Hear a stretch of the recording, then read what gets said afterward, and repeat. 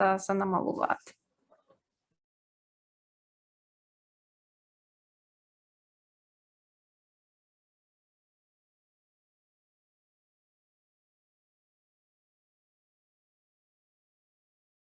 Fantastic. Thank you very much. I will start sharing my screen.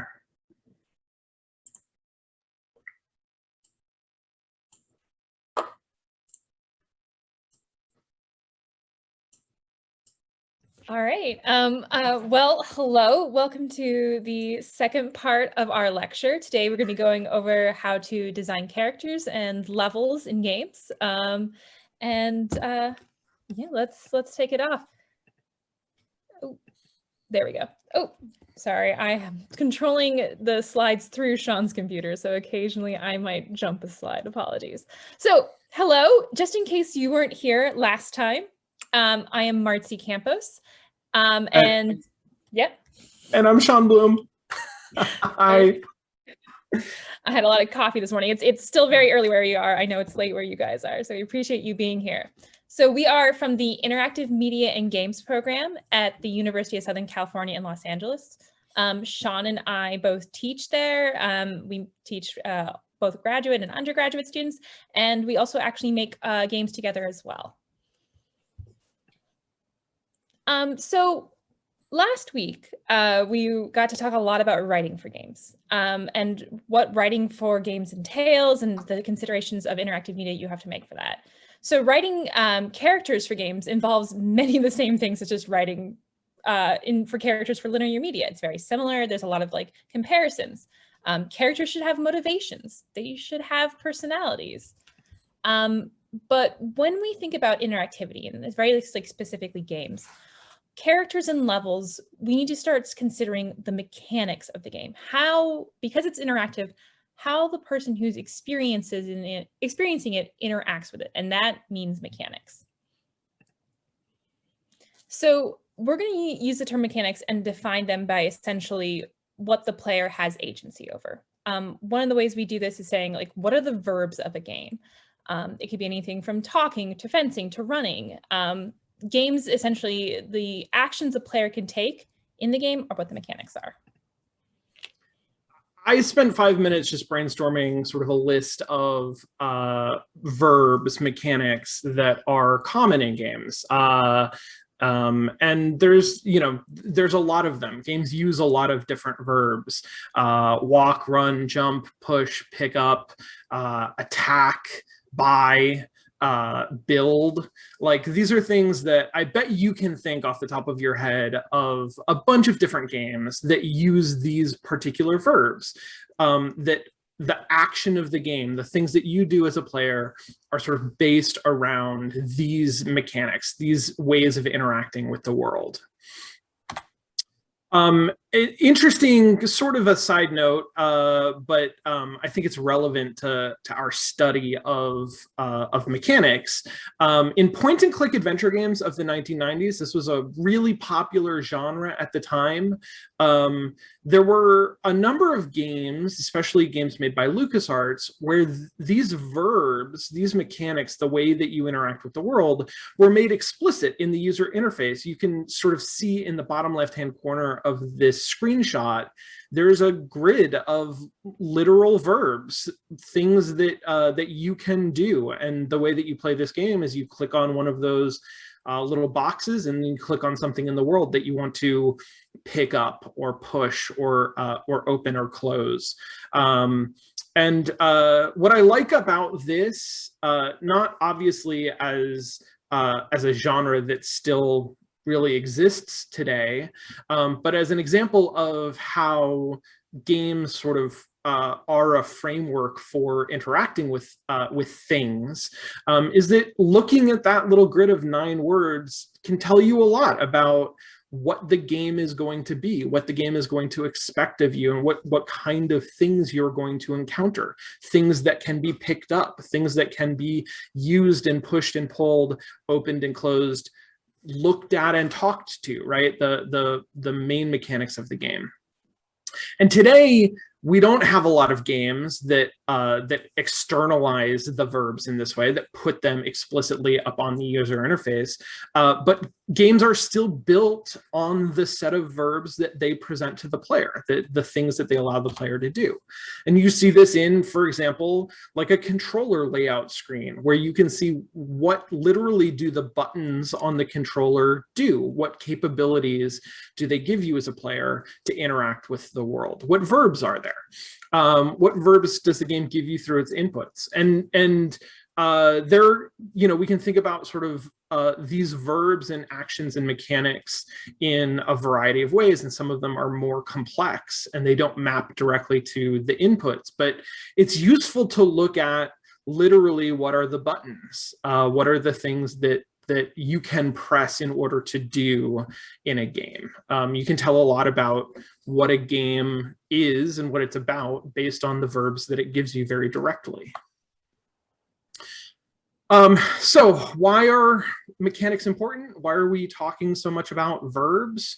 Well, that's how we're going to present sort of this idea of characters and levels, because mechanics define characters. The character, and specifically the player character, you know, there are potentially lots of characters in games. We'll talk about that a little bit, but really we're focusing on the character that the player controls, that the player inhabits. That character is the player's avatar in the world of the game, is the sort of way that the player appears and interacts with the game world. That character is how the player takes actions in the game. And so the characters are defined by the actions that they can take, sometimes in very literal ways. If we look at something like Pac-Man, you know, what are the things that Pac-Man can do? Pac-Man can run around and eat stuff, and that's all that Pac-Man does. And the character design of Pac-Man reflects that. You know, in artwork like this, Pac-Man has a pair of legs and a giant mouth. And that's what Pac-Man looks like, because it reflects the things that he's able to do. Levels, similarly, are also defined by mechanics. Levels are how the game world interacts with the player character. The level presents the player with things that they can do. Levels are defined by the actions that they allow and require the player to perform. If Pac-Man can run around and eat, then a level of Pac-Man is going to be a maze that Pac-Man can run around with, that's full of things that Pac-Man can eat, right? That's what a level is going to look like. It's sort of defined by what those mechanics are. And we can see, you know, we can map out the relationships between the verbs, the mechanics of a game, the things that the character can do, and sort of the nouns that the world presents through its levels, in all kinds of complicated ways. We can sort of construct diagrams that map the relationship between Pac-Man and what Pac-Man can do, and the pellets and the ghosts and the fruit and things in the world that he can sort of do it with, or do it on, you know. So when we think about characters and verbs being intertwined, the relationship is obviously going to be bidirectional.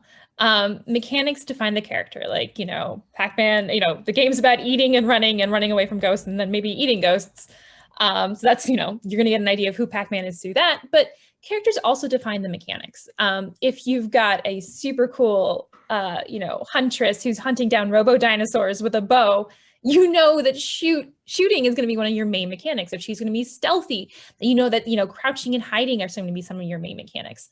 And so it's okay to start with verbs, and it's okay to start with a character when you're beginning to think of a game concept or a game design. But know that, like, whatever you decide with one will affect the other. Click. Come on. There we go. All right, so let's go ahead and take a deep dive onto a game, and we're going to see how the mechanics and the character kind of have an interrelationship between each other.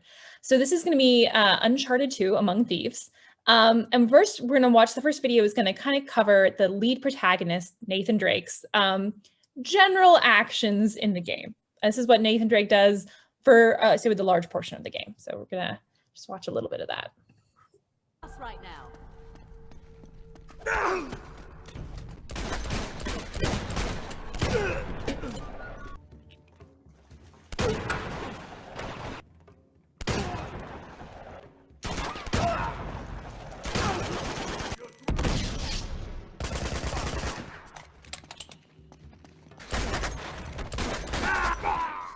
We got him. Right now. All right, so hang on, please. Oh, no, there we go. So as you see, sorry, I should put a little bit of a warning there because the game's kind of violent. Nathan Drake is primarily shooting. He also does a fair bit of climbing and chucking people off of roofs. So that's how Nathan Drake usually operates for most of Uncharted. Let's go ahead and take a look at a different scene. This is Nathan Drake in a specific level in Tibet.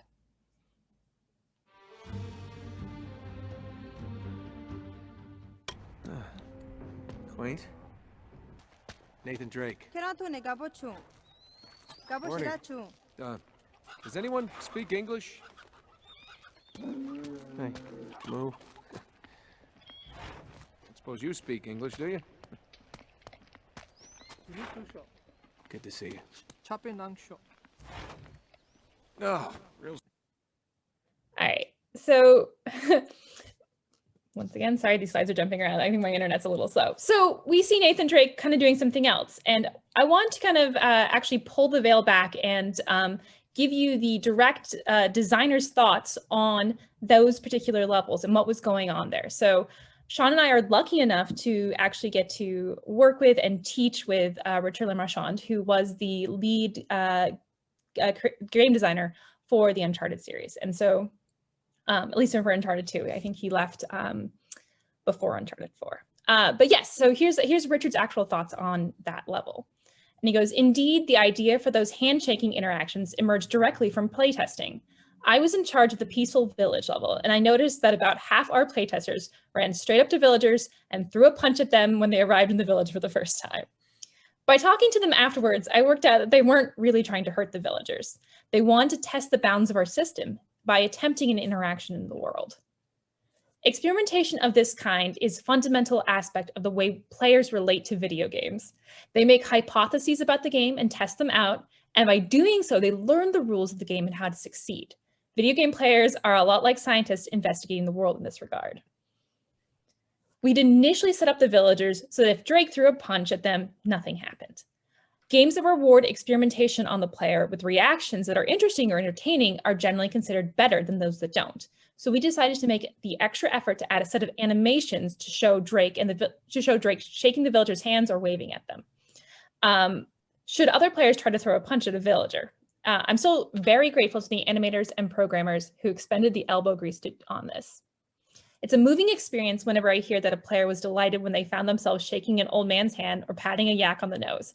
It feels like there's a realization of playful dialogue between the player and me, the designer. You know, and I think like in the chat, we've got people saying, yeah, I absolutely would probably like test it. Be like, can I punch this person? And then I think when we see Nathan Drake's usual gameplay style, it is of course violent, and we can get into the ethics of that, but that's a different lecture. But for the most part, Nathan Drake's fighting bad guys. Let's just leave that there in terms of morality. But when we get to a village, like obviously we get to learn a little bit about Nathan Drake's character, because what is normally a violent action, the mechanics of punching, all of a sudden turn into a handshake action. Through the mechanics changing, we learn about how Nathan Drake reacts in different situations, and we reward player curiosity by giving them feedback and a bit more story, and as the whole world develops. So let's talk a little bit about the term ludonarrodissonance. You may have heard this has been kind of a hot topic in the game's discourse lately. So ludonarrodissonance is essentially when the story the game is trying to tell doesn't match up well with what's the mechanics, what the player is actually doing. People have cited Uncharted as one of these, but I'm going to actually talk a little bit about the more recent Lara Croft games, where it's about Laura's backstory. She is a young adventurer, in a lot of ways portrayed as like a desperate, soul, girl trying to survive in a very harsh environment. And it tries to evoke very protective feelings about Lara Croft because, she's new, she's just learning how to defend herself. But by the end of some of these early games delving into her backstory, she's killed a lot of people. She does not seem helpless at all. And so it can be a very contrasting thing when you have a story that's telling you one way to feel about a character. And as the gameplay, as you play it, it's giving you a different impression. Yeah, Laura's scared of killing anyone in the cutscenes, but then she's going around and murdering. Absolutely, Jordana, that's absolutely true. The sort of flip side to this is ludonarrative harmony, and that's when there is sort of a synchronicity between the gameplay and the narrative that surrounds it. Just as sort of a simple example, I like the ludonarrative harmony in the Mega Man games because they are games, first of all, they're games in which the main mechanics, the main verbs, are sort of running and jumping and shooting. And the character is designed very much around that idea of interacting with the world by shooting. He's literally got like a cannon for a hand. Clearly, that's going to be a way that he interacts with the world. But another sort of big hook of the Mega Man games is that every time you go through a level and you beat a boss, you can sort of take that character's special ability and then use it in the future. And this is sort of it's a cool mechanic, like it makes for a fun game. It doesn't make a lot of sense if you've just got some sort of like person who's going around doing that. But if you make the character a robot who's sort of defeating other robots and scavenging their modules or their power sources in order to plug them into his body and give himself extra powers, that makes sense. Like you can understand there's more of a harmony between the ludic, the sort of gameplay, and the narrative portions of that story. So when we are talking about player characters, thinking about all of this stuff, how they're sort of drawn, how they're, what their characteristics are, how they relate to their verbs, it's also important to think about how they're being represented. What is the way that the game actually portrays those characters to the player and allows the player to relate to them? And there are a couple of different ways to approach this. One of them is called objective characterization. Objective characterization is when the player character is written with a really well-defined role and personality. The character sort of exists objectively external to the player who is playing them. As just sort of a simple throwback arcadey kind of an example of this, Sonic is a character who is defined by, first of all, the mechanics of the game, the verb. Sonic's all about gotta go fast, right? And that is what the gameplay is also about. But Sonic is also, as sort of as a foil to the Nintendo characters, Sonic is a bad boy. It's very sort of like edgy and cool, or at least was in the 1980s. And that is sort of who Sonic is, right? It doesn't matter who is playing the game or what you as a player bring to it. You're playing Sonic, and Sonic is who Sonic is sort of edgy bad boy, gotta go fast. A more recent example of this, the God of War series and the most recent God of War.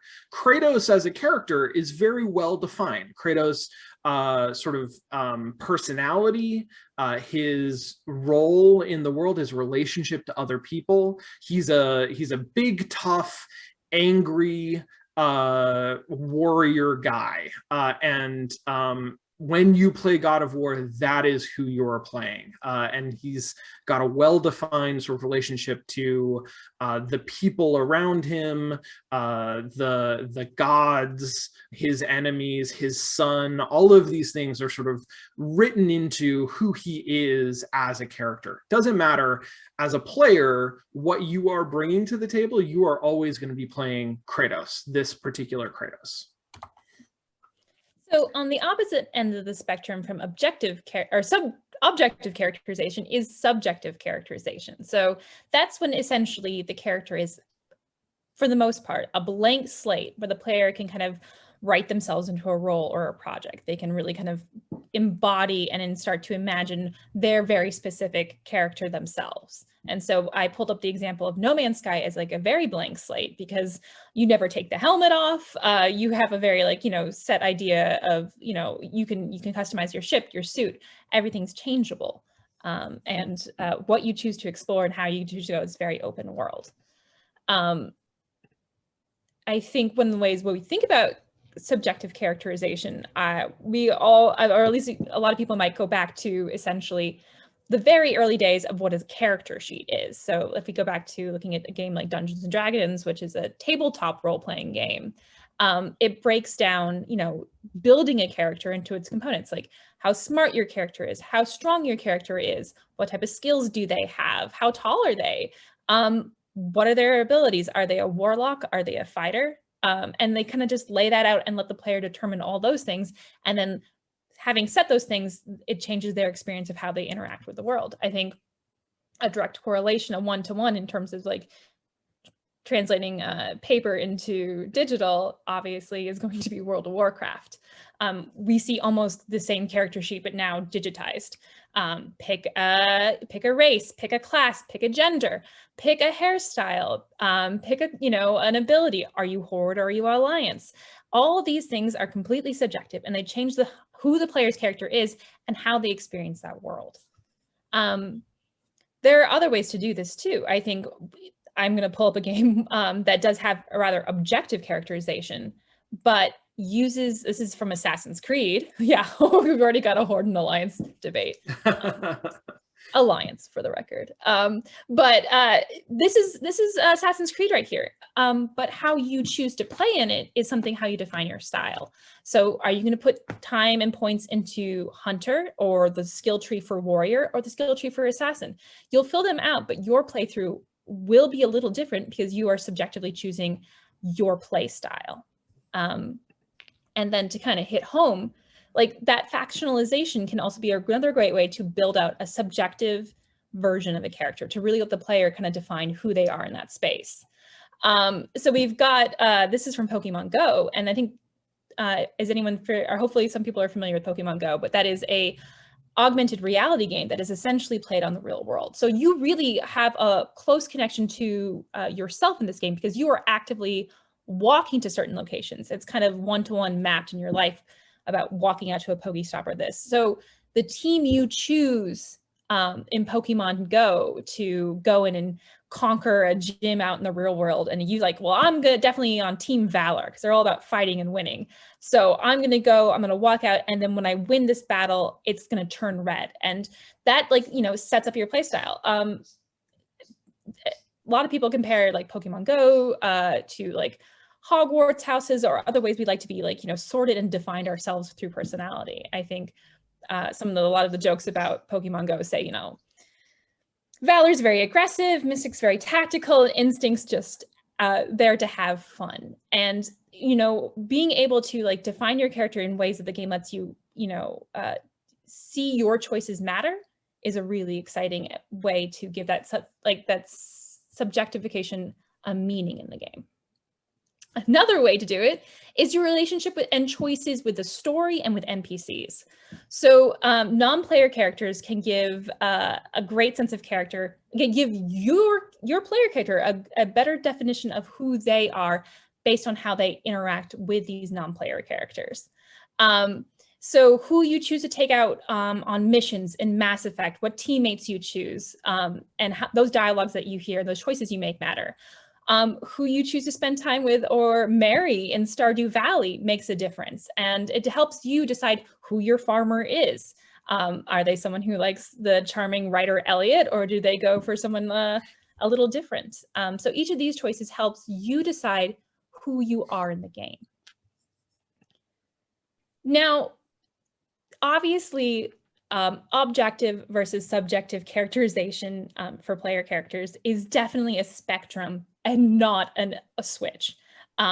Some characters are going to be more defined and some characters are going to be less defined, but there's definitely a middle ground. And so I'm pulling out some of the game's two most famous silent protagonists, Link and Gordon Freeman. Link is obviously from the Zelda series and Gordon Freeman is from Half-Life.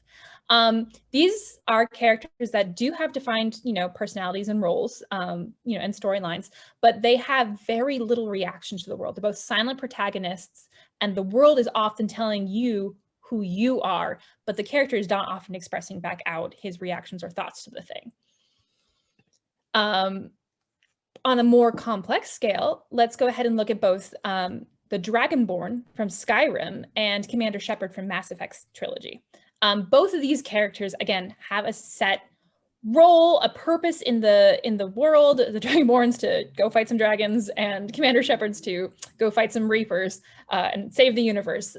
Both of those have, a storyline and goals and objectives, but their personality traits are left up to the player to define. So my Commander Shepard and Sean's Commander Shepard are going to be two very different people. They might even be two different genders. And the same thing with Dragonborn. Is your Dragonborn someone who gets up right away and follows the plot, or do you spend forever just blacksmithing and exploring the world and collecting all the cheese in the game? Those can be very different play styles, but they have, some defined set characteristics. Dragonborn's always going to be the Dragonborn. Commander Shepard's always going to have gone through N7 training. Will always, find the beacon and things like that. So Marty, before we actually move on from the sort of characterization, I'm seeing a couple of questions in the chat and realizing that we are, I think we've laid out sort of what the differences between objective and subjective characterization look like. But we didn't really talk about sort of why you might think about things this way, or why you might design a character in one way or another. And I want to sort of say that there is both of these approaches to characterization are valid. There are games, obviously, there are very big, popular, successful games that use either one of these approaches or something in the middle. The reason why you might choose one over the other is that subjective characterization gives the player a lot of opportunity to define who it is that they are, what sort of character they want to play. It can give them a lot more sense of agency. It can give them more of a sense that they have an investment in the world, that they have sort of an impact on the game in a very important and personal way. And it can increase the amount of sort of immersion that they have, or their engagement with the character that they're playing, because it's something that they helped to sort of co-author. Whereas it's oftentimes very difficult to write a compelling story that features as a protagonist a character that you, as the author, don't really know a lot about, because a lot of it is going to be defined by the player.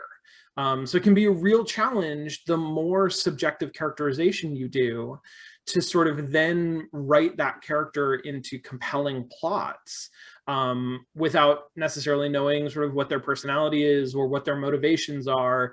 The more sort of you give to the player in terms of that characterization, the less you can sort of define the stories that are going to feature that character. Whereas objective characterization, you lose that agency that the player has in defining the character, but you gain a lot in being able to sort of tell a story with a character that you've defined, and make that sort of a really interesting or meaningful or compelling story.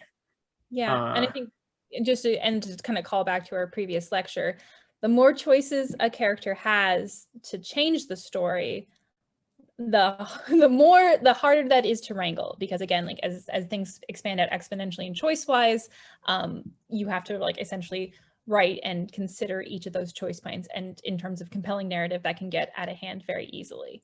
Exactly. One of the biggest criticisms of the Mass Effect trilogy is the ending. Oh, sorry, I have a guest. But yeah. And so that is something to consider. And then definitely it is like, if people are calling out The Witcher, there's a lot of them that meet in that middle ground. But it's always something to be considered. If you want something extremely character driven, it is okay to have a more set character like Kratos. Yeah. So Marcy and I, as Marcy said at the top of the lecture, we are, in addition to being teachers at USC, we are also game makers. And I wanted to talk for a minute about a couple of games that we made a couple of years ago, I think in 2018, 2019, called Cosmonette and From Ivan. And I want to call these games out specifically because they are explorations of some of these ideas of characterization in games, and specifically subjective characterization, and how that can be, what it looks like when a game sort of really forefronts that subjective characterization as a mechanic. So Cosmonette and From Ivan are all about sort of allowing the player to determine the character's personality, not everything about their situation, but some important things about sort of who they are, what their personality is like, while only having an indirect control over the branching narrative. So instead of being able to choose sort of the things that you want the character to do, or what you want to have happen next, the choices you're making are much more related to who the character is, the way that they look at the world, the things that they value, and then the character sort of chooses what to do based on that personality that you've helped define for them. Cosmonette, in particular, was a game that we created for the Global Game Jam in 2018, which is it's somewhere, it's a 36-hour game jam. It's so, yeah, I want to make very clear that these games were developed, the Cosmonette was developed in a weekend and then maybe cleaned up in a month, and From Ivan was probably a month of development. So these are very short, very small games. Yeah, I think as we said last week, you know, we are academic in our interests, and games that we make are small and weird. Both of these, by the way, are available for free to download and play from my itch.io page, which you can find in my Twitter bio. So feel free to download them. They're both about like 30 to 40 minutes long. I'm going to talk about sort of what Cosmonette is and how it works under the hood, and how this idea of subjective characterization as a mechanic, how we express that in this little jam game. So the player character of Cosmonette is named Lena, and Lena is a researcher on a space station. She spends a lot of her time chatting with her friends and family and coworkers who are back on Earth over an instant messaging system, sort of like a DM system, that looks like this. You know, it's all sort of fictional software, but she can talk with her friends.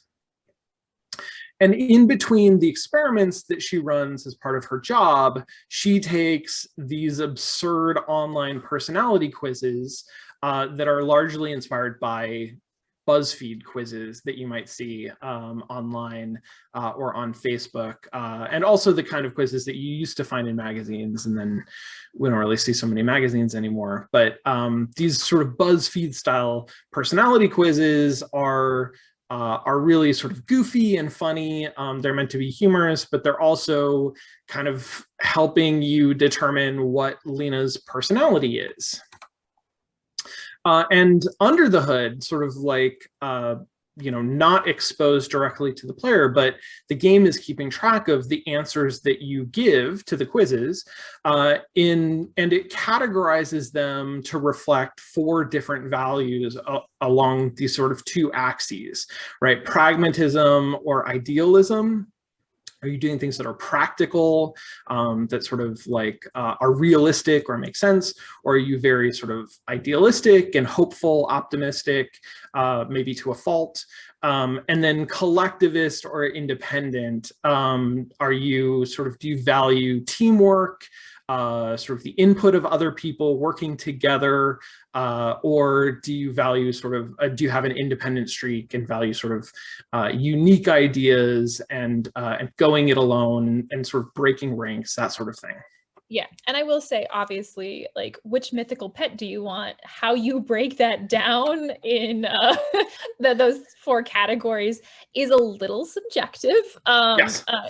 So I wouldn't say this is the quiz itself is down to a science. It is, when we looked at it, we said, what is the most idealistic one?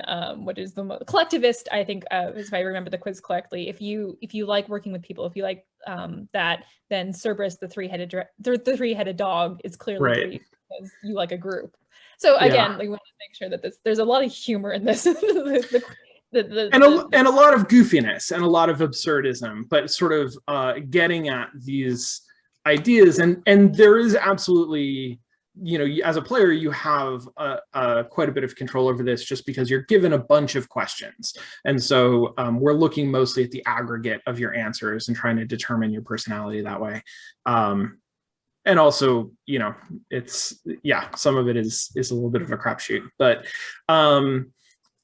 just so to give you a couple of examples of what this looks like in the game, if the player selects mostly pragmatic answers on the first quiz, which is a parody of like a which Harry Potter house do you belong in sort of BuzzFeed quiz, then Lena gets sorted into the Ravenclaw house, which in our fictional world is called House Crowbeak, right? That's the practical, pragmatic sort of Harry Potter house. And so you get a result from the quiz, from the personality quiz, based on which of these sort of four quadrants you chose answers in.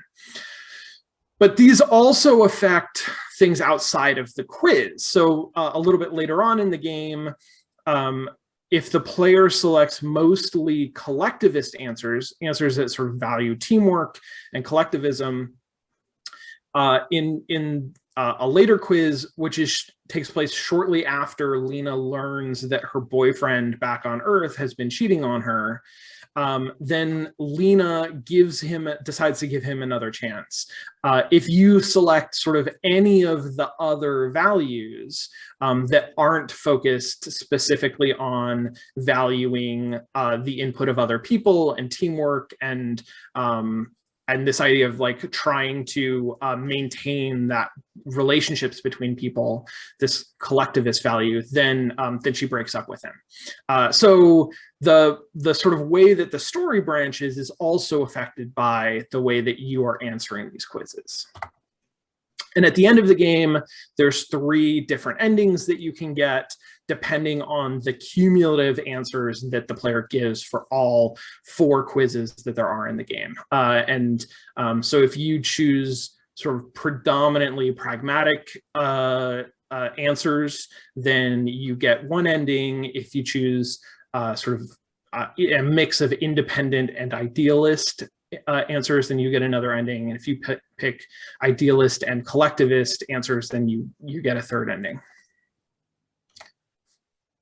So if you think about sort of this structure for how the player interacts with this game, how the player is relating to the main character, Lena, how the sort of narrative branches and how the story turns out, you'll notice that rather than choosing Lena's actions directly, like you would in a standard sort of choose your own adventure or branching narrative, you would get the sort of the option of what does Lena do next? What do you say next in the conversation? Instead of that, the player is making choices that define Lena's values and personality, define sort of her subjective characterization. And then the game proceeds with Lena taking actions that reflect those values. So it does branch in the way that you would expect, but the player's agency is sort of in a different place.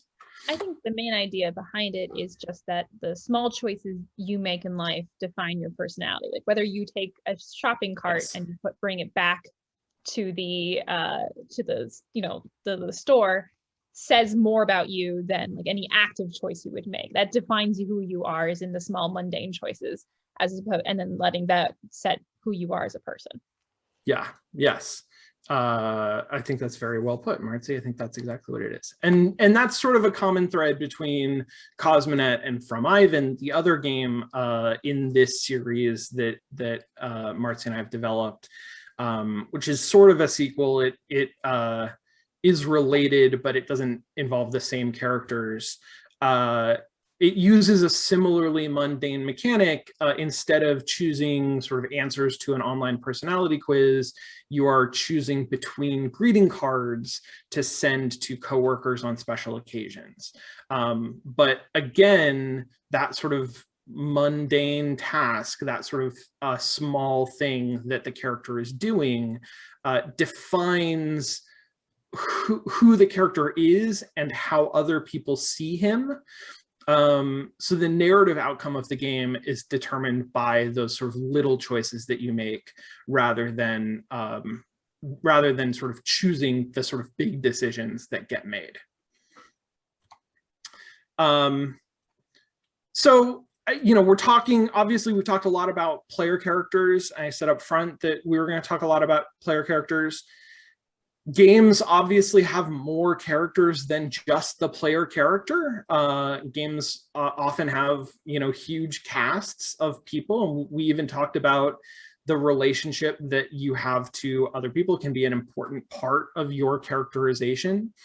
But we're not spending as much time talking about non-player characters, because non-player characters really do get written in the same way that you would develop characters in traditional media, right?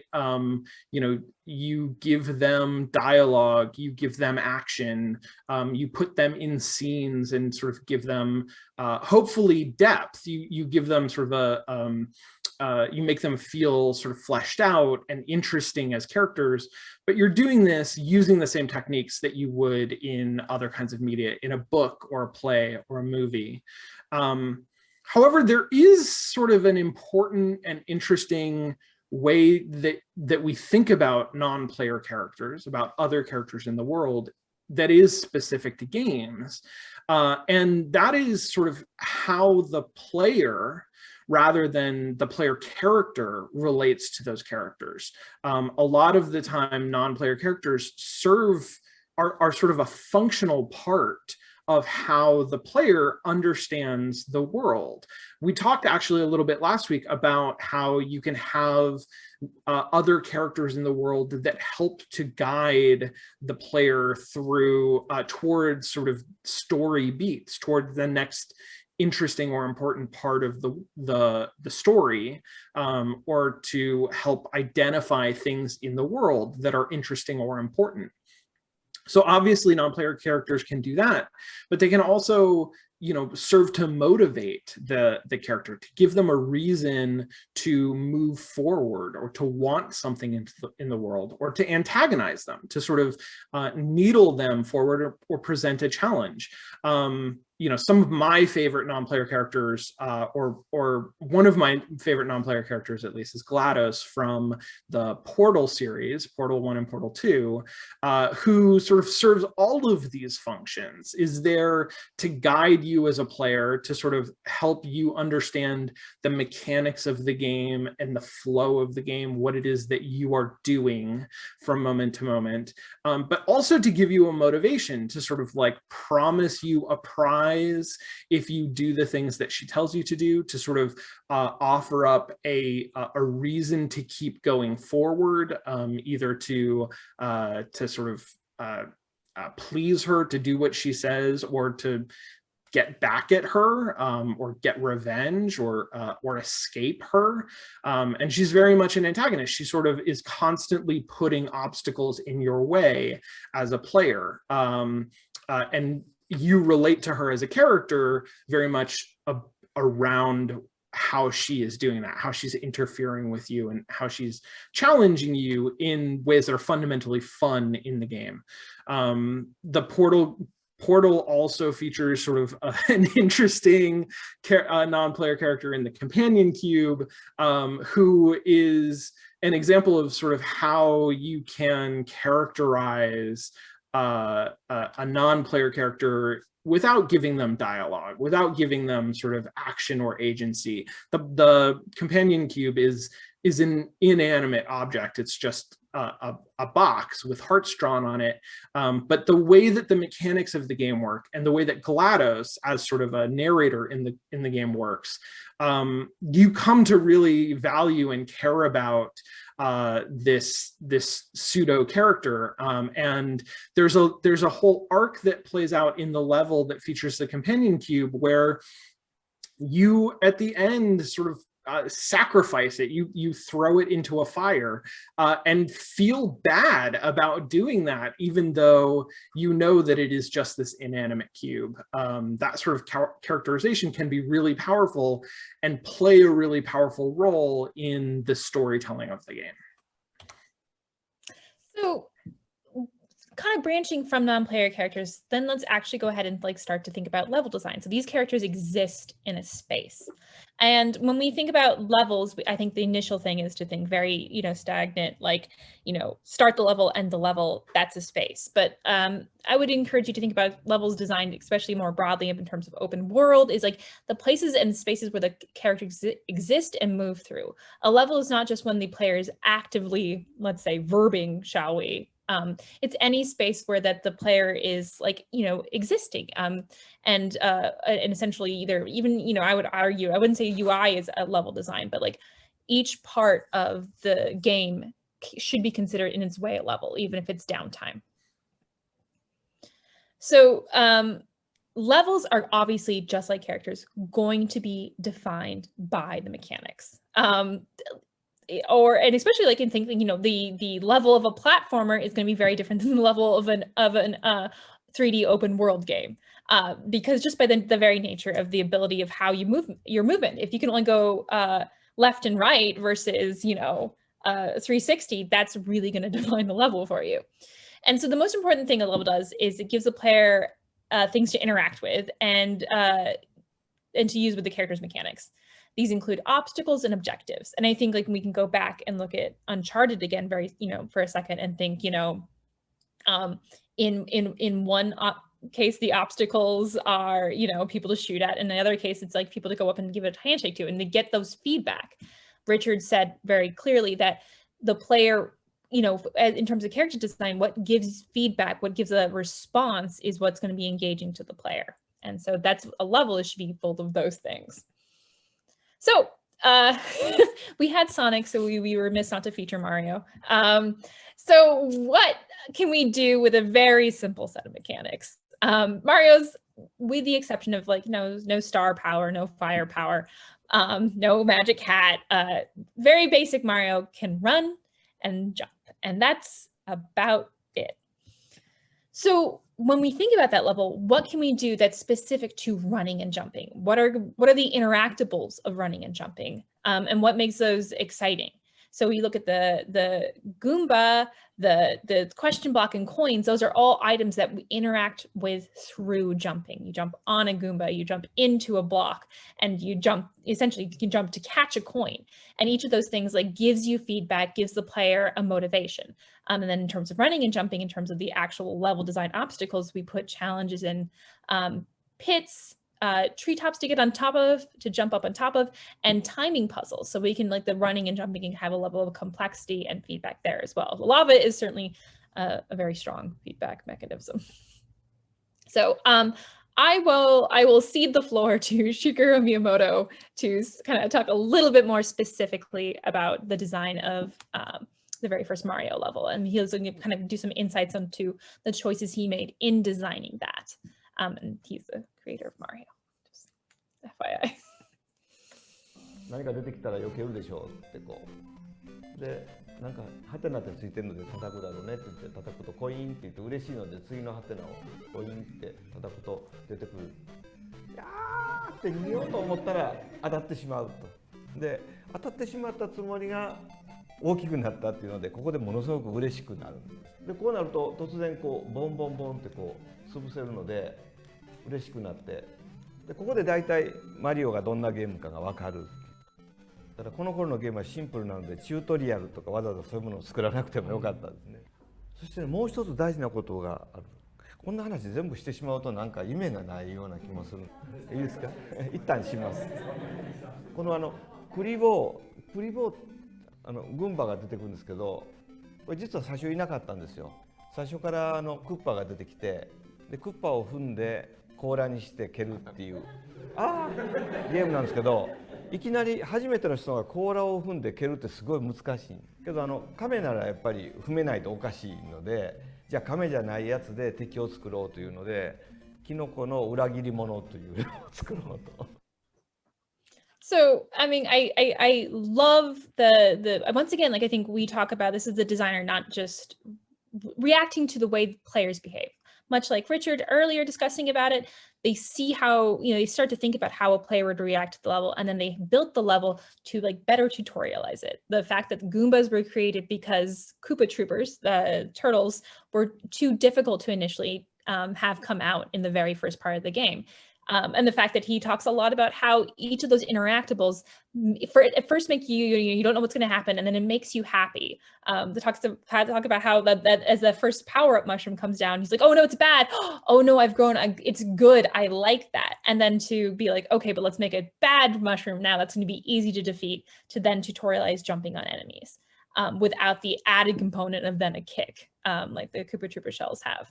And so it's very, again, this is very basic game design. This is very early game design, but it's each step is thought about in the level of how can the player learn something, how can they get great feedback from it, and then how can we get them onto the next steps of the level. Don't play again. There we go. So I'm going to give an example from Bioshock, which is, what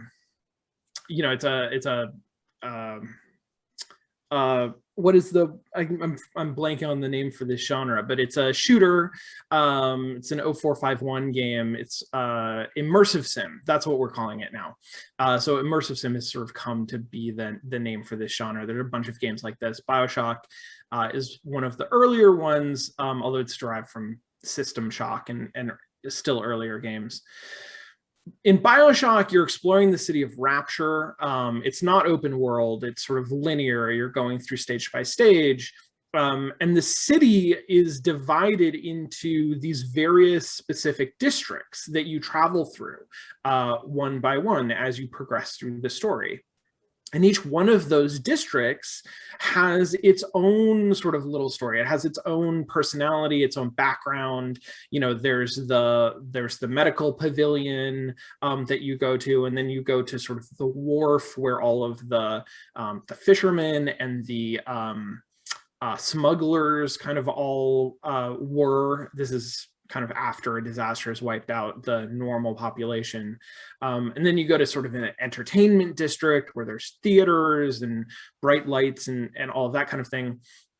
So each of these districts has its own story and personality, and somebody who's in charge, who sort of talks to you as a player as you're going through, a little bit like GLaDOS, right, over radio, who tells you some things about where you are and who they are, and often is like a very powerful enemy at the end, a boss that you have to beat before you move on to the next district. And of course, all of these districts have enemies for you to shoot, because that is the core mechanic of Bioshock. The main verb that you have in that game is shooting various guns to defeat the enemies that jump out at you.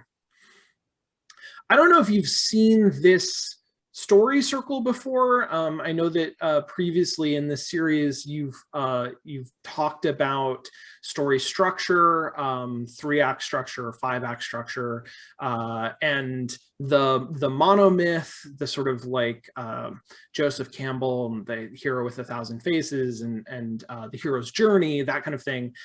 If you haven't seen this circle before, it's just another representation of that sort of basic structure of the hero's journey, of the monomyth, where, you know, it maps out sort of the stages of what that dramatic arc typically looks like. I like this representation. I mean, obviously there are lots of ways to represent this, and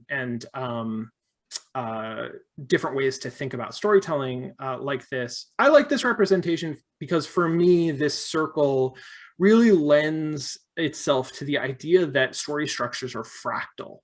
For whatever reason, it sort of clicks for me that this circle describes both the dramatic arc of, for example, an entire play, and also an act, like a part of that play, and also a scene, like an individual scene as part of the act of the play. You know, all of them have this same sort of structure, basic structure.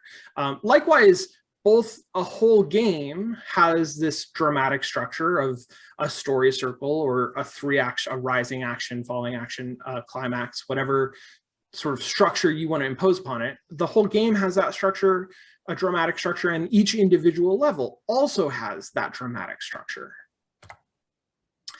So we can think about levels as chapters, each one making up a part of the whole game and the entire game narrative, and building towards a larger story, like chapters in a book.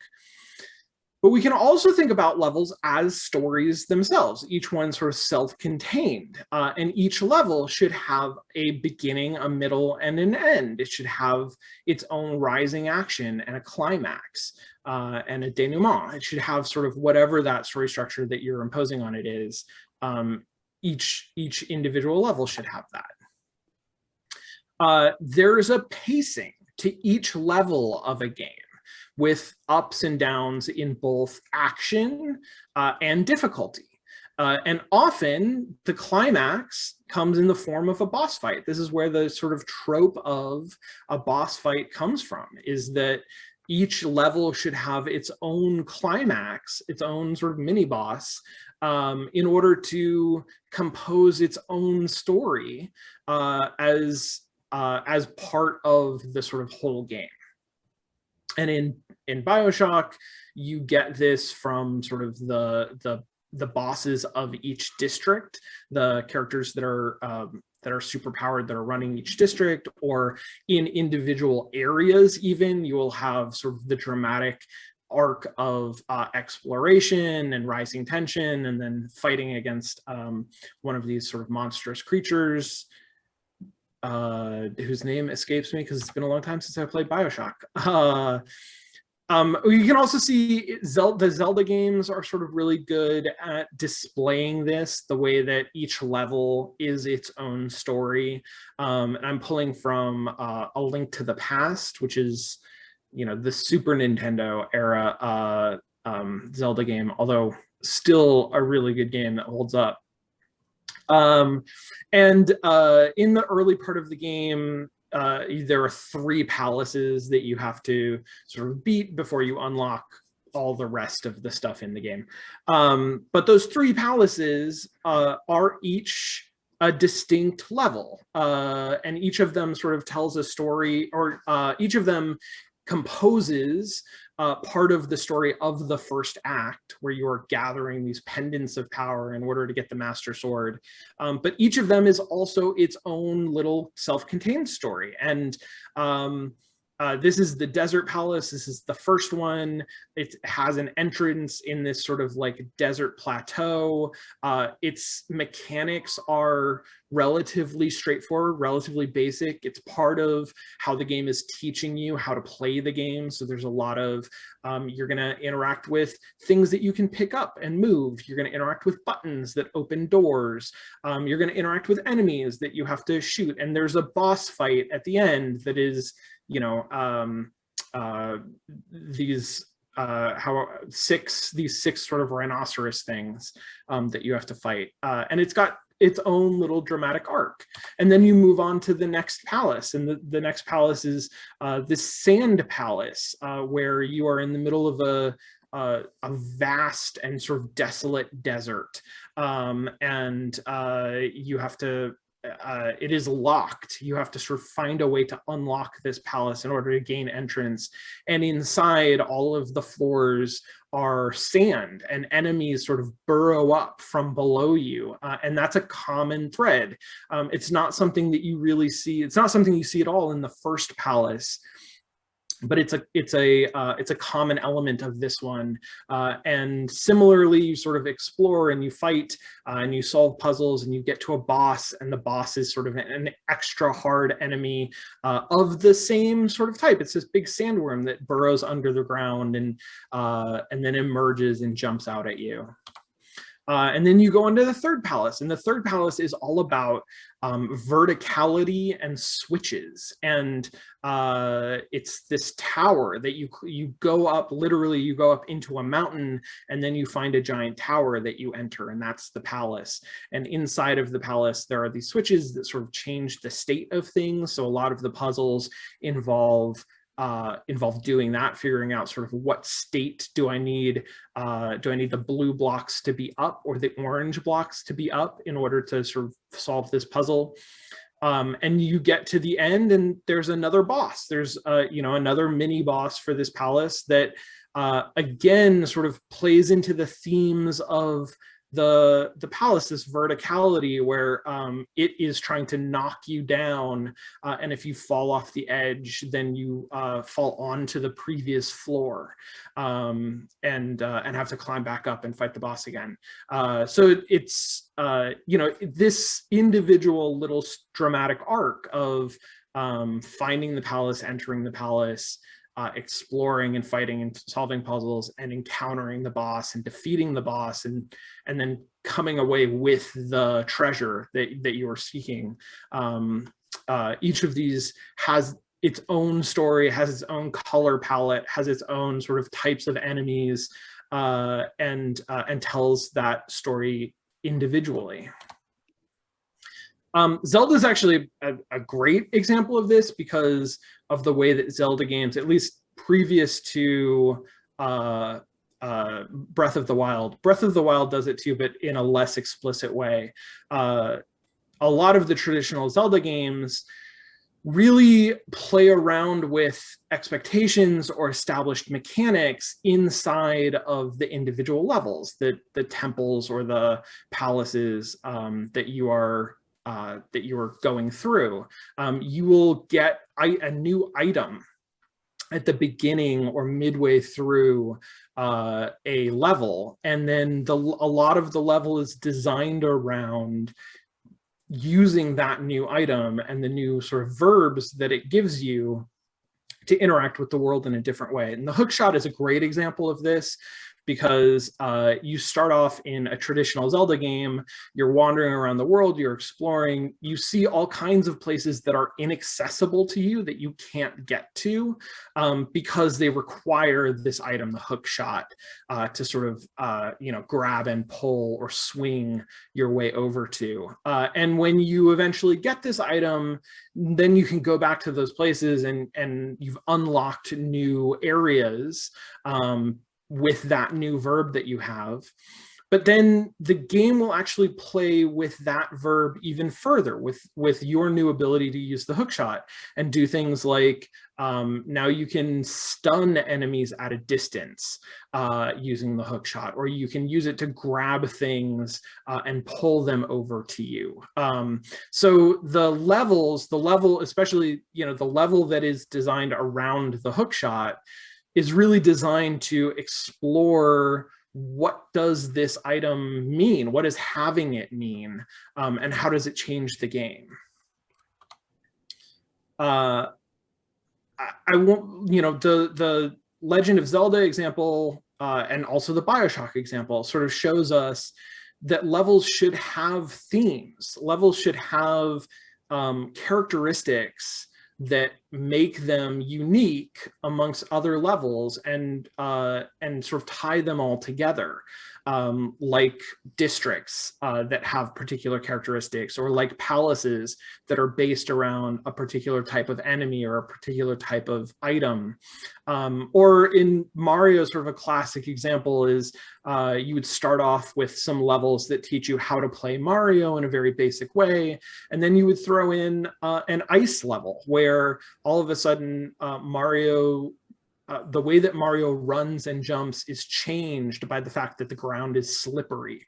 And as a player, you have to sort of recognize and reconcile that in order to interact with the world the way that you want to do. Those kinds of specific themes help to turn the exploration of mechanics, that sort of like, what can we do with the verbs that are given to us, turns that into a coherent story, turns that into something that feels like it makes sense and is complete. And you can have in-theme obstacles, like in an ice level, you'll have ice blocks or ice enemies, for example, that require actions and using the verbs in particular ways to overcome. So I think I just kind of wrap on John's point, like we get used to the verbs, and just like in a movie, you don't ever want your players getting bored.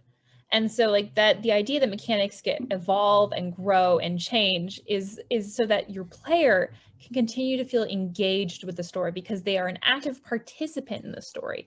Not only does your tension need to rise, but in a lot of cases, your gameplay skills and the way it explores needs to rise too. And so when we talk about these levels and how they get more complex, or we go back and like find that new area, it's to make sure that like not only is, you know, the tension of the story engaging, but the level itself is continually challenging and asking, putting forth new things, so that your players aren't like, I'm bored now. You know, that's not what you want in terms of design, unless that is your goal, in which case, you know, we'll talk about avant-garde games some other time. So let's keep in mind that level design is a distinct and important discipline that combines interaction design, architecture, environmental designs, UI design a little. And so it is a huge field to cover. And there's such a variety of games. The level design of a match 3 is going to be very different than, you know, a loot shooter, or, you know, like, so we are going to give you some tips and tricks, but the whole wide breadth and field is honestly, even if we focused deep down a full 2 hours and didn't discuss characters at all, we would only scratch the surface. That being said, here are some tips and tricks for some good level designs, or like tools to be aware of. And the first one is signposting. So sometimes the world needs to be functional as well as evocative. How do you get the important information to your player? And so let's take a quick look at this scene. This is from Control. And the best thing about a lot of level design is that people do level design in real life all the time. The highway department does level design a lot.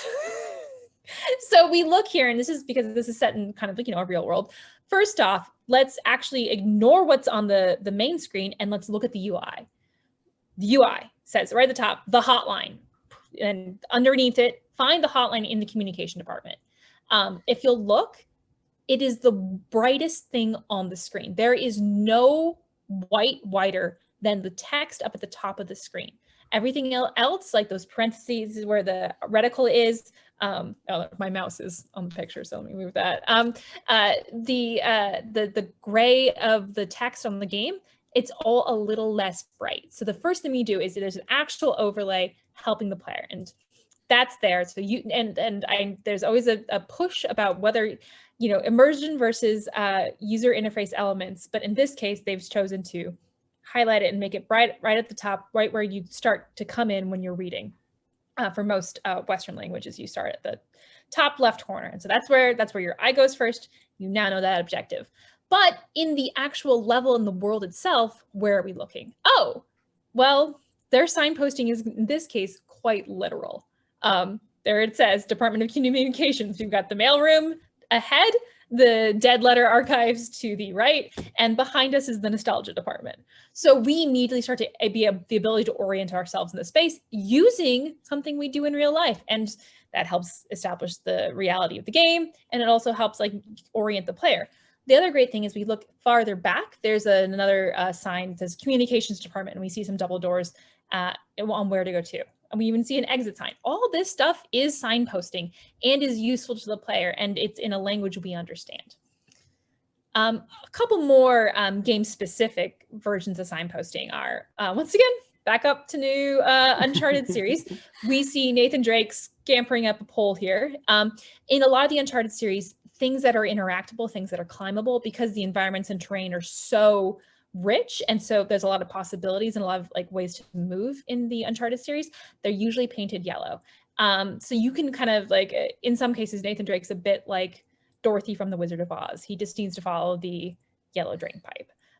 What I like about this is that we use yellow, but because it's built into the scene, it's got that same texture and weathering as the rest of the rest of the architecture that it's upon.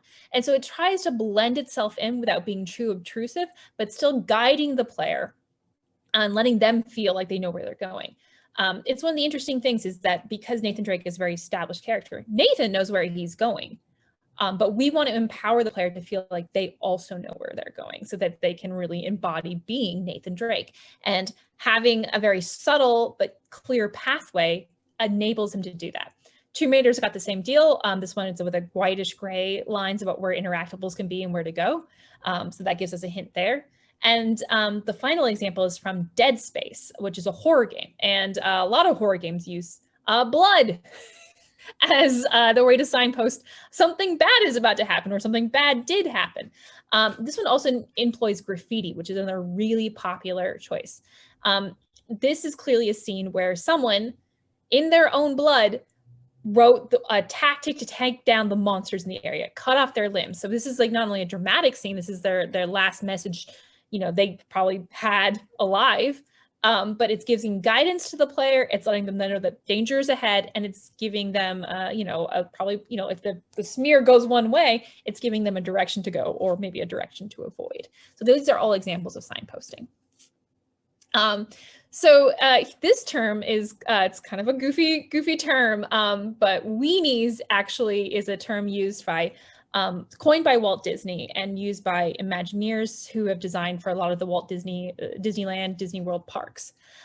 It's essentially a term that's meant to say it's an object or a landmark that attracts the player attentions and helps guide them through the space. So often you'll see them in the middle of an explorable area or at the far end of a path that you meant to traverse. You kind of see it off in the distance and you're like, ooh, I want to go there. So in the parks, often it's Cinderella's castle. So if you've ever had the chance to, and honestly, if you look at a lot of theme parks, they'll have something that kind of pulls you through the space that you want to end up at. In games like Journey, this is a game where your main goal is to get to the top of that glowing mountain, and always you're able to orient yourself that way, and it's continually pulling you forward. In an example from The Last of Us, this is something much more small. It's a campfire in the forest. Normally to locate a spot in that forest would be very difficult, but because that black smoke is trailing up and hitting it and contrasting against a white sky, we know there's some sort of activity or event going on there, and we want to move towards that. It indicates that there's people, that there's something happening.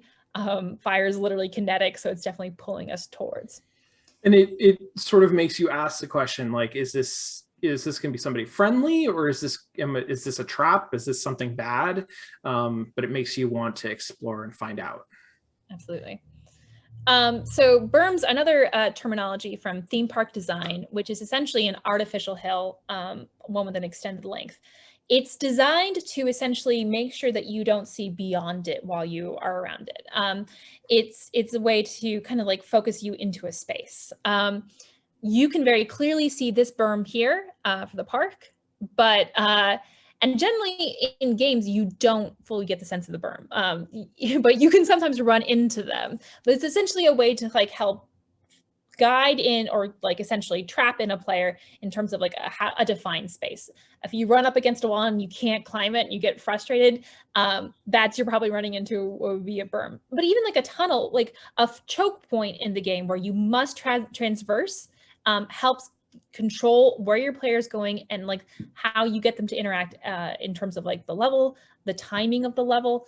You can like essentially open up or control the space by using, you know, berms or some colliders. So I want to talk about a game that you may or may not know. It's from a while back, from the sort of Xbox 360 era of indie games. But it's a really good one, and it's a really good example of storytelling through character and levels, and through the mechanics of the game. It's called Brothers: A Tale of Two Sons. Brothers is a game about two characters who are on a journey to the Tree of Life to get some magic water to save their father, who's very sick. And so they're going to have to go off on this quest in order to find, you know, what he needs in order to save him. You play as both of the two characters, both of the brothers. You can see in the controller layout that the two analog sticks on a controller. The left one controls the older brother and the right one controls the younger brother. And then you just have sort of a very simple contextual interact button on the trigger for each one of those characters. And the game starts out with the brothers in their home village, where things are pretty normal, and it sort of serves to acquaint you as the player with the basic mechanics of the game, how to move around the space using these two brothers. It's a novel control scheme, right? So it needs to really give you time to orient and familiarize yourself with that. And the kinds of obstacles that you're going to be facing throughout the game, where, you know, there's a gap that you can't jump over, or there's something in your way. A lot of sort of traversal puzzles is what this game is about. In the village, those are all themed according to things in the village. A lot of them actually involve people. So there's a bully, this sort of older kid who keeps running around and like locking the gate that you want to go through, so that you have to find some way over or around it. Or there's a person who's supposed to lower the drawbridge so that people can get through, but he's asleep, and so you have to find a way to wake him up. Or you have to like carry a sheep over to weigh down a switch or something like that. There's a great sort of little puzzle that I think really exemplifies how the game works, where you're trying to cross a field and you're standing up on like a little ledge or a hay barrel, I think, like a hay bale.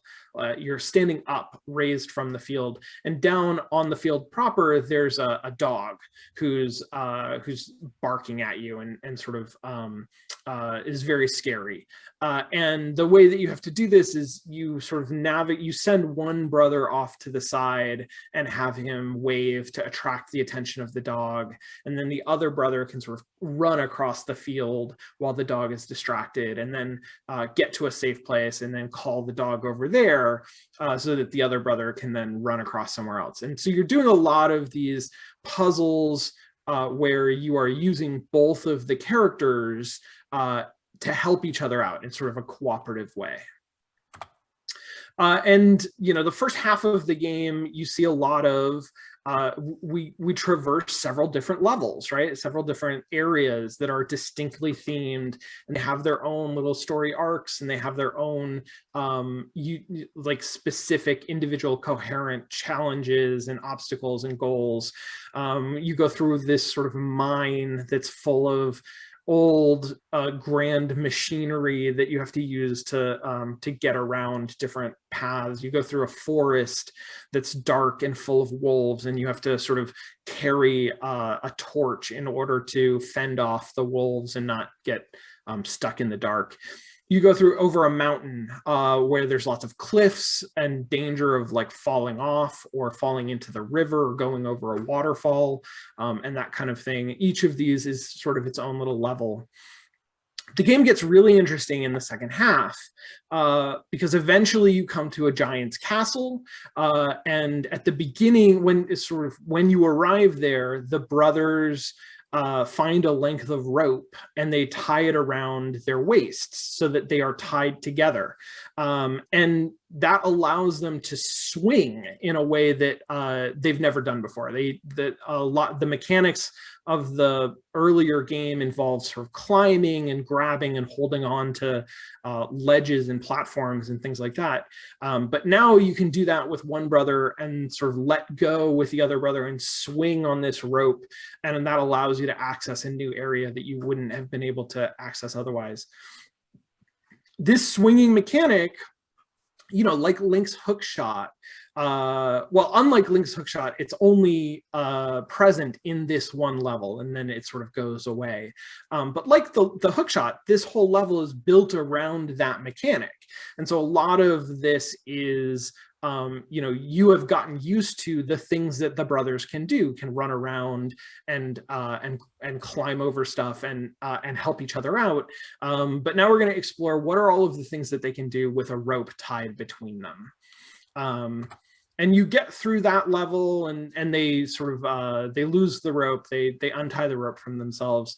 They move on to the next area, and the next area is this battlefield where giants fought some sort of a big battle. Now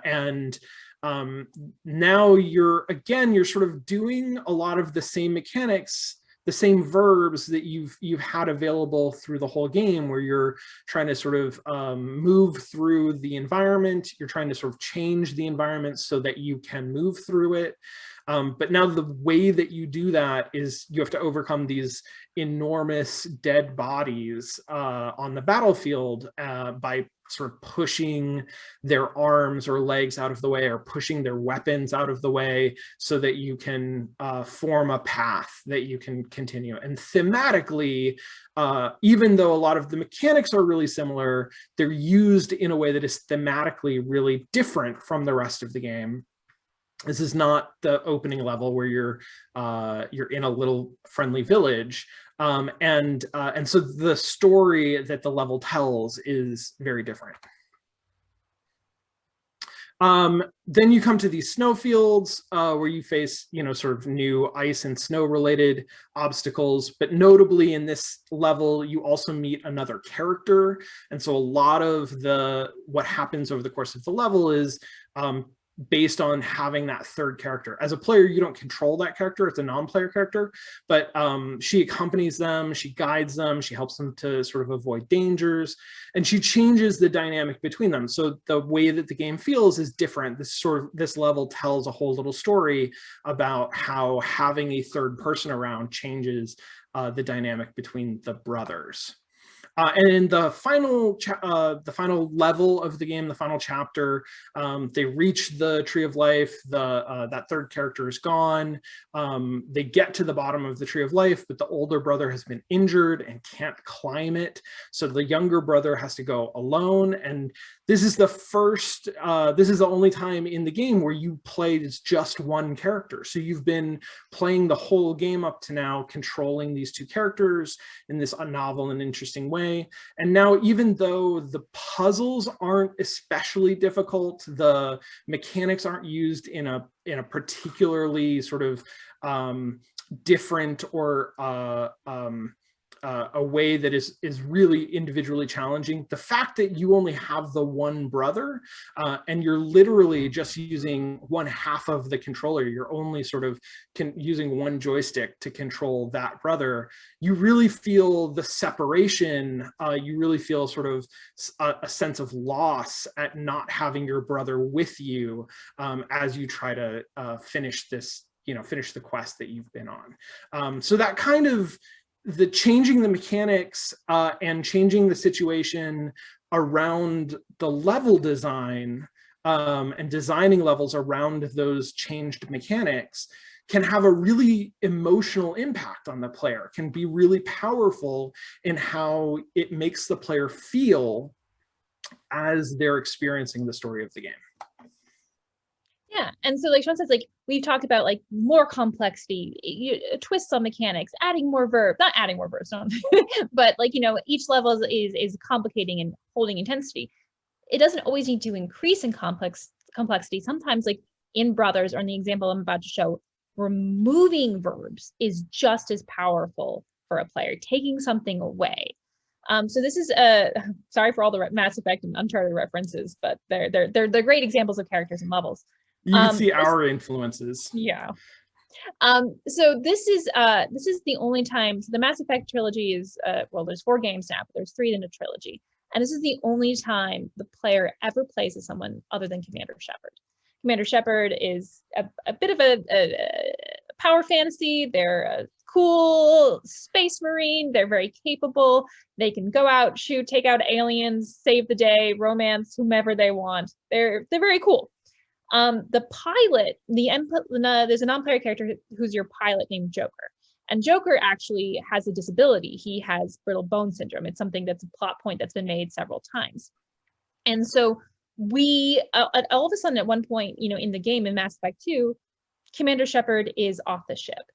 And we are, what we think we're going to have is a cutscene, but then we actually, aliens board the ship, and you start to play as Joker. And I'm just going to play a little bit of that. Quick warning, Joker swears a lot in this. So if you are sensitive to swearing, I would just go ahead and turn your volume down, because, yeah.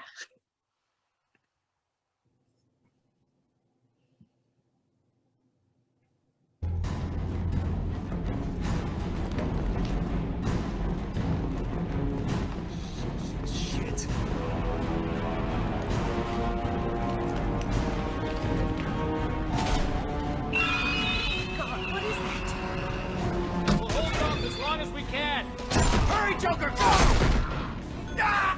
Oh my God, Joker, go!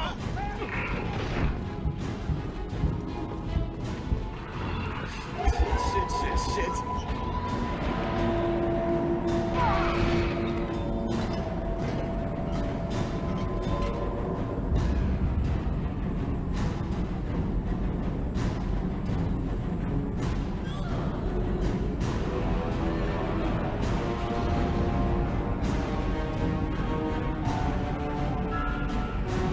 Hostiles detected on the crew deck. Joker! This deck is crawling with those things. Stay close. I'll protect you.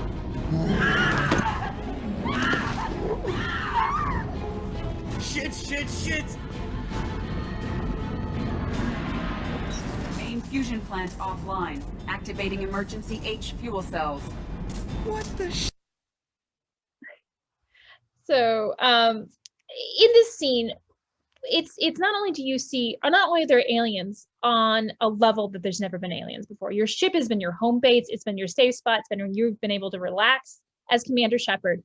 All of a sudden, you're playing a character who's moving much slower than Commander Shepard with a limp. Commander Shepard, when they go down the stairs, they slide down, fireman style. Very cool. Joker slowly moves down those. And in these scenes, like, you can absolutely die. This is not a cutscene. There are stakes here. You can lose here. And you see, you know, other non-player characters that you know being dragged off, screaming. It's a scene that's supposed to make you feel powerless. And it actually has essentially it's a coda to the very beginning of the game, where Commander Shepard was on the ship when aliens attacked and was able to save Joker. So in this scene, we know the person who saved Joker last time is gone, and now we're left essentially to play him and defend as him. And by highlighting, you know, all those things, all the abilities that you've had, and by like having the player play us in a scene where those are taken away, we begin to realize like not only what makes Commander Shepard special, but this level highlights, you know, the how defenseless the crew is without them. Oh no, come on. All right, so the main point we want to say in terms of that is pick your mechanics to fit your message. The verbs your player can do set the stage for the type of story you can tell. What is the meaning behind the story, and how do you want your players to experience it through play? So it's going to make a big difference with what verbs you pick and what verbs you choose to like let your player, try and then take away or enhance, will really start to reflect on how they think and how they play. So we're going to kind of like take something that is very non-traditionally, like there's no like a very subjective character, and the levels are very like, there's just essentially just text. And this is a game called Spent. And it is entirely about trying to survive on the American minimum wage. And your job, all the verbs you have are essentially, to spend money or not. Where do you choose to live? Are you going to spend the money to live, how far away from work? Are you going to choose to spend the money to repair your car? And because of the resource of money being a scarcity, the anxiety about what you choose to pay for and what you choose not to do, like puts the player in an emotional sense. Like those verbs, by limiting the scarcity and like having the mechanic be spending money or not spending money, you start to develop a message about what you're saying. In this case, that it's very difficult to survive on minimum wage, just based and you have anxiety about any sort of hiccup that can come through your financial plan. Your chat's already one step ahead of us, because the next example we're going to give is Papers, Please, right? So this is another example of a game that uses non-traditional verbs, non-traditional mechanics in order to tell a different kind of a story. In Papers, Please, you play as a border guard, like at a national border, where your job is to inspect the papers, the visa and immigration forms and other kinds of paperwork that people have when they're trying to enter your country. You're the sort of core mechanic, the key verbs of the game involve sort of picking up and moving around these papers so that you can read them and examine them, and then stamping them approved or disapproved. But the game sort of through these characters, right, these non-player characters sort of as provocations, as part of the level design, tell stories that are oftentimes very sympathetic, that make you really kind of wonder whether, like, think that they should be allowed into the country to do the things that they're trying to do, or to escape the things that are behind them. And a core tension of the game is between sort of feeling sympathy for these characters, wanting to help them out, and sort of abiding by the bureaucracy that you are a part of, and what you are supposed to be doing. I just want to point all of you as aspiring game designers to a tool that is one that I actually really like. It's called Grow a Game. It's a physical set of cards that you can buy. There's also there was an app. I think there is an app. I'm not actually sure if it still exists, if it's been maintained. But the Grow a Game is sort of a design exercise or brainstorming exercise where there are several different decks of cards in different categories, describing sort of classic games or challenges in the world, values, things that you sort of might care about, and verbs. And all of these verbs, none of them are sort of the verbs that you would see on that list that I showed at the beginning of this presentation of common verbs, common mechanics in games. These are all different kinds of things, like wandering, or sharing, or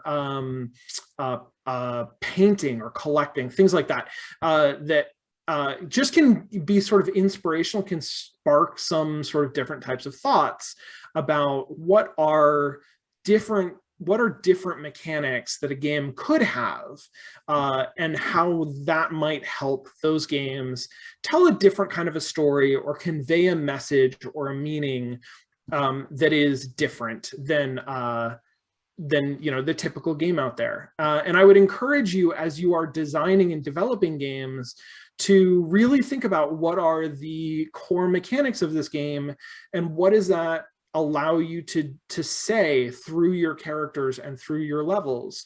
If you're making a game about any kind of serious topic, about recycling or environmentalism or about poverty or something like that, is running and jumping or shooting, are those verbs that really speak to that particular subject? And if not, what are verbs, what are mechanics that you could put into your game that are more relevant, that are sort of, that can allow you to tell something interesting about that subject? So just to recap, we've talked about player characters and game levels. In games, interactive media are defined by the mechanics that the player has access to. And characters can be characterized objectively or subjectively, but their actions and their personality should maintain ludonarrative harmony in the general case, unless you're sort of trying to really disorient the player, and that can be sort of a difficult thing to do. So typically you want to maintain that ludonarrative harmony. Levels are chapters within the game story, but also stories in themselves, and that goes with quest lines. Always think about what is the arc of this, and that levels should be individual, coherent, and explore the game's verbs. And that finally, you should choose your mechanics carefully and have them say something specific and meaningful about your game. Yeah, and that's I think that's basically it. Yeah. You all so much for again staying up, I'm not too late, but coming to a lecture. Coming to a late lecture. Yeah, we appreciate that. We've run a little bit over the time that we were aiming for, but we've still got time for some questions if folks have questions for us. It would be really nice, yeah. Yes. Yeah. Where do we get our inspiration from? So I'll answer that one quickly. When we were designing Cosmonette and From Ivan, I remember I think honestly, I told Sean, it was I want to do a game where the mechanic is BuzzFeed quizzes. That was very specific. We called it even before the theme for the Global Game Jam, which by the way is an awesome, fun thing to do. There's lots of places all over the world. We highly recommend it. And in terms of inspiration, I think we started with the mechanic first on that one, and then we got really inspired by the idea of indirect choices. But I think Sean and I both Sean likes the little simulation games. I love games with a lot of reading. I'm that player that reads every bit of lore, talks to every NPC. So for me, games that have dialogue and stuff to explore, that's really a lot of my inspiration as that. Sean, you want to answer that one? No, I would just say that, I think it's really valuable if you want to make games to have a broad familiarity with games, to have sort of a broad literacy of games. I think that a lot of people who aspire to make games are people who really enjoy playing games, and that's great, and that can be helpful. But that you should also pursue your personal interests outside of games and gaming, because inspiration for artworks, for sort of creative works like games, comes from all over the place. And you are, as a creator, you're going to be able to speak more personally and more deeply and more interestingly. You're going to be able to connect with your player more about sort of a topic that is personal, that comes from you and your life experience and the sort of things that you like to do and have experienced even outside of games. And that also really helps you sort of think about non-traditional mechanics that you don't always see in games, that can be used to tell different kinds of stories and connect with your players in different kinds of ways. Cool. I think there's someone who wants to verbally ask their questions, and then I see the other questions in the chat. We'll get those. Hi, can you hear me? Yes, yes. you can. Okay, great. Okay, so first of all, thank you so much for this awesome presentation and for doing all of this for us. My first question is like, how do you decide on the art style of the game? Because I have an idea for a game, but I spend like too much time on deciding, for example, if it should be a low poly world or a super realistic type of game or something like that. So how do you decide on that? I think it really, there's a couple of factors. If it's a game you want to make, start with like, think about what absolutely needs to be communicated with the player and what is in service of my story. But also think about, like, I think one of the harshest realities as game designers is that we are always dealing with scope and our own abilities and like what resources we have. So, you know, is a hyper realistic world absolutely mission critical to your story? Because if the answer is, you know, no, like it can be done in low poly and it's gonna be easier for me to do it in low poly, do it in low poly. You know, I think like if you look at like some of the 8-bits or the pixel games, you know, graphics are as important in terms of what they can convey for the player. And this is from, you know, between Sean and I, I'm the artist. So, and art serves the story and serves the mechanics. And so it's always, you know, don't be, a lot of games, like, you know, the 3D graphics are nice, but they aren't necessary to make a fun game. So if you can make it fun and it's going to be faster and easier for you to get your idea out there and to do so resource-wise, go for what best suits that.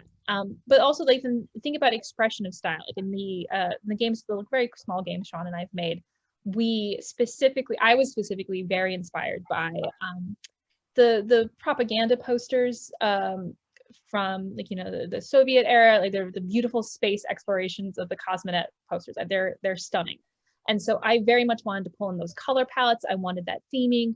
And so like the lines and the UI are all based around that, because I wanted to have pulled in that feel, because I wanted that similar vibe of like space exploration to be in that game.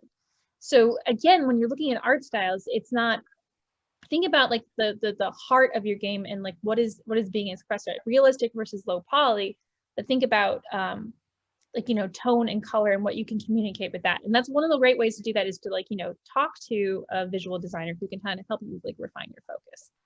Sean, do you have anything else? Yeah, there's two things that I would want to add to that. And Marcy is exactly right. She's the artist in our pairing, and I can speak to sort of visual design choices. But a couple of things that I want to say. One is, you know, we start our games actually like as primitive as possible. When we start designing a new game, we typically start on paper and actually developing paper prototypes that sort of test out the mechanics, test out sort of all of the things that we want to put into the game before we even start programming sort of a game that you would recognize as a video game, or making decisions about, is it going to be 3D or 2D, or is it going to be colorful or realistic? And that is sort of so that we can test those initial ideas, so that we can get a lot of our design worked out in terms of what are the verbs, who are the characters, what is really going on in the game, and does it work? Is it interesting? Is it fun? Does it get across the kinds of things that we want to get across? And we can learn a lot of that even before we start programming stuff or putting stuff in engine. So I would say that, like, some of these questions of how do you start is start very primitive. Start sort of really not worrying too much about what the game is eventually going to look like. Obviously, you know, thinking about the art style is important. It's something that you should be doing, but you can start actually making your game without making all of those decisions, and I encourage you to do that. And sort of like Marty said, starting off with the most basic ideas, what do you need to communicate with the player? We encourage our students and our practice to make games iteratively with the player as the focus. So you should start sort of making, even if it's very crude, like what is the simplest version of the game that can get your ideas across without too much worry about what it looks like, and then put that in front of players and see how players react to it. See, is the game fun? Is it communicating? And actually sort of as you do that, as you're iterating on the game, you can learn things about what it should look like in order to communicate to the player, and also to sort of tell the story and enhance the world that you want it to sort of express. Yeah, there's a term called gray boxing, which just essentially is like putting a level out with just primitives and like non-textured elements and like just getting it down there, which is, I think that's the great place to start. Did you have a second question, or should we jump to the now expanding chat questions? Sean kind of answered part of my second question, and thank you for the first answers. My second question was like, because I've used Unity and Unreal Engine for game development, and my first game is soon coming out, but it took like way too long to develop because I have no idea of the whole workflow process of game development. Like, where do you start from? Where do you progress the development? Because I went like a little bit of coding, then creating textures, then back to coding, then level design, back to textures, and so on and so forth. You get the point. So that's obviously not very optimal. But like, if you have a clear vision of what your game, what you want your game to look like, where do you start from? Like, you have the idea, you know the art style, where do you go from there?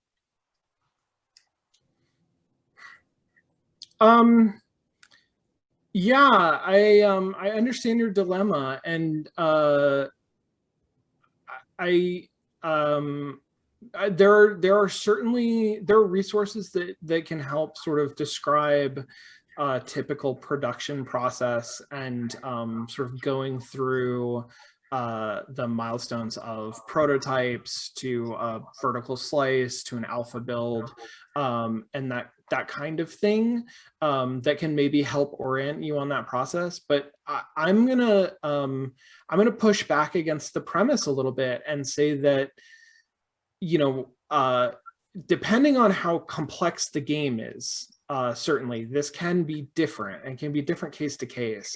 But in general, games are really complex. Games are difficult to make, and they involve a lot of different parts that that all contribute to how the player experiences them, whether that experience is fun or compelling. And it is very difficult to plan out what a game should look like in its final form and have that actually turn out the way that you expect it to. The way that players interact with games often defies our expectations as designers, and I really encourage an iterative attitude towards development. That means your vision for the game probably will and probably should change substantially through the development process as you try different things out, as you start developing the game and have people play it and discover things that you didn't expect about the way that players encounter the things that you've put into the game, what things, how they react to stuff, what they want to do, and what they find really interesting or compelling or fun.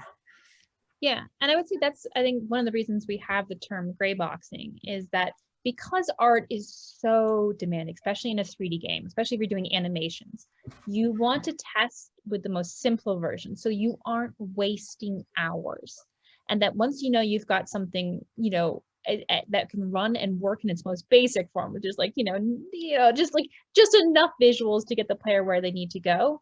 And if once you've tested that and feel like it's compelling and strong, then you have the ability to start adding in art because you know it's not going to get scrapped later. And so I think it is like, it's hard because like, I think we often want to see a beautiful level, very polished right away. And it's better to test with as few man hours as you can, and to test early and often, like Sean said.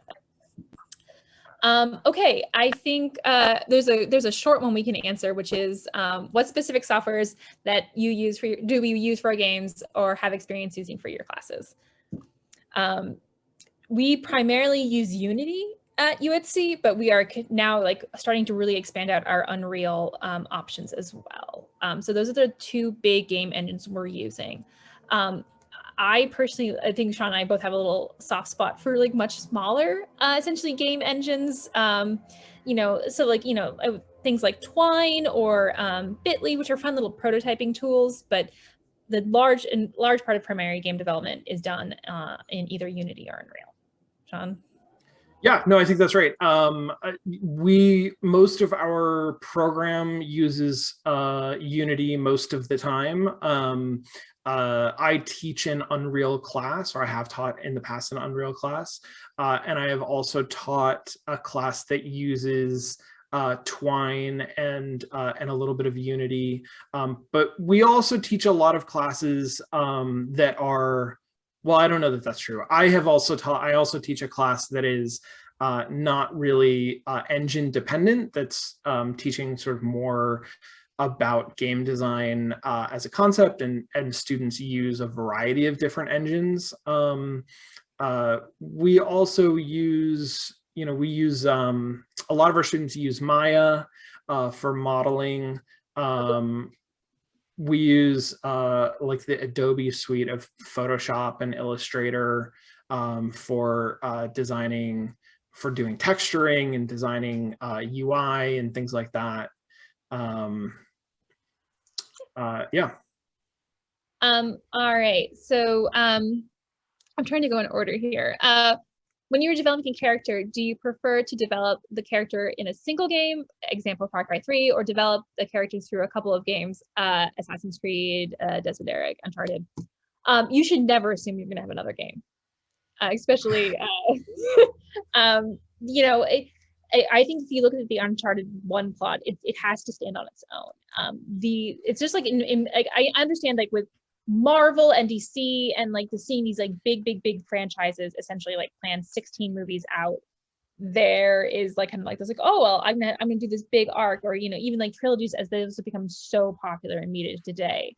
But the harsh reality is that you should always design for there just to be one. I think if you look at the Marvel trilogy, like to kind of like reference movies, Iron Man was, if Robert Downey Jr. hadn't completely nailed the part of Iron Man, like the entire Marvel franchise might not have made it, because there were plenty of like superhero Marvel movies before then that didn't take off. You can watch the old Hulk movies; they're not that great, and so never bank on the second one. And I think if you honestly like you look at the Mass Effect trilogy and then you look at Mass Effect Andromeda.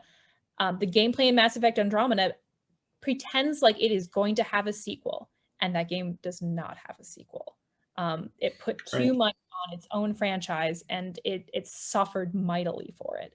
And so, not to really rag on Andromeda, but even with game franchises, entertainment franchises,